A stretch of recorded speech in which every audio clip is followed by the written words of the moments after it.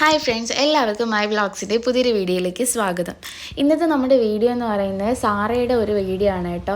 അതായത് സാറയ്ക്ക് ഒരു ഫംഗ്ഷന് പോകാൻ വേണ്ടിയിട്ടുണ്ട്. അപ്പോഴത്തേക്കും സാറ ഒരുങ്ങുന്ന ആ ഒരു വീഡിയോ ആണ് നമ്മുടെ ഇന്നത്തെ കണ്ടൻറ് എന്ന് പറയുന്നത്. ഫംഗ്ഷന് പോകുന്നത് ആയതുകൊണ്ട് ഇച്ചിരി കൂടുതൽ മേക്കപ്പ് ഇട്ട് കൊടുക്കുന്നുണ്ട്. ആദ്യം മോയ്സ്ചറൈസറാണ് യൂസ് ചെയ്തത്.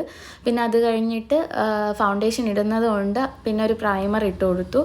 അത് കഴിഞ്ഞിട്ട് ഞാനൊരു മാർസിൻ്റെ ഫൗണ്ടേഷനാണ് ഇട്ട് കൊടുത്തത്. ഈ ഫൗണ്ടേഷനിൽ കൺസീലർ പ്ലസ് ഫൗണ്ടേഷനാണ് വരുന്നത്. അപ്പോഴത്തേക്കും അതും ഇട്ട് കൊടുത്തായിരുന്നു.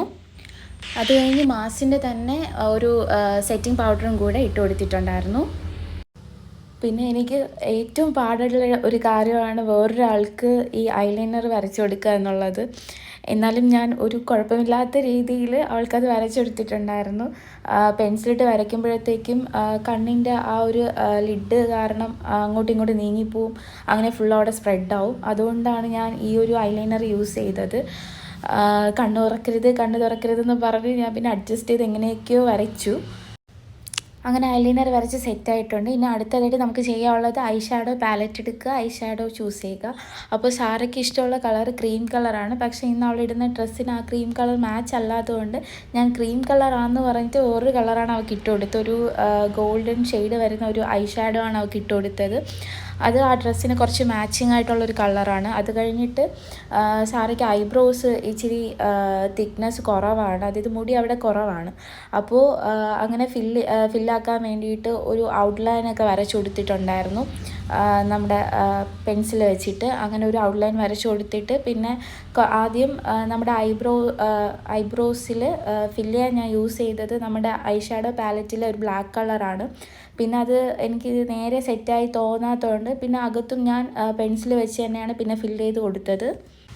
അടുത്തത് നമ്മുടെ സാറയുടെ ഏറ്റവും ഫേവറേറ്റ് പാർട്ടാണ്, അതായത് ലിപ്സ്റ്റിക്കാണ്. സാറയ്ക്ക് ഏറ്റവും ഇഷ്ടമായിട്ടുള്ള കാര്യമാണ്. ഞാൻ അപ്പോൾ ഫസ്റ്റ് അവൾക്ക് അതിന് വേണ്ടിയിട്ട് ലിപ് ലൈനർ വരച്ചു കൊടുത്തിട്ടുണ്ടായിരുന്നു. ഒരു റെഡ് ഷെയ്ഡാണ് അതിന് വേണ്ടിയിട്ട് യൂസ് ചെയ്തത്. അത് കഴിഞ്ഞിട്ട് ഞാനൊരു 2 ലിപ്സ്റ്റിക്കിൻ്റെ ഷെയ്ഡ്സ് എടുത്തിട്ടുണ്ടായിരുന്നു. അങ്ങനെ ഫസ്റ്റ് ഒരു ഡാർക്ക് കളറാണ് ഇട്ട് കൊടുത്തത്.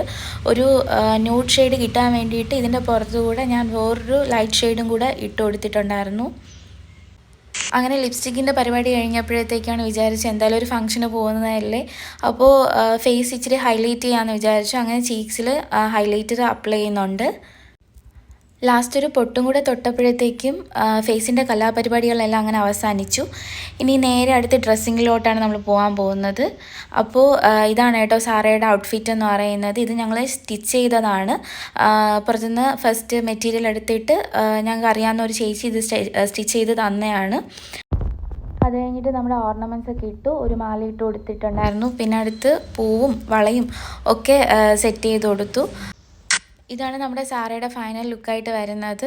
അപ്പോൾ എല്ലാവർക്കും വീഡിയോ ഇഷ്ടപ്പെട്ടെന്ന് വിചാരിക്കുന്നു. വീഡിയോ ഇഷ്ടപ്പെട്ടാൽ ലൈക്ക് ചെയ്യുക, ഷെയർ ചെയ്യുക, സബ്സ്ക്രൈബ് ചെയ്യുക. Bye bye.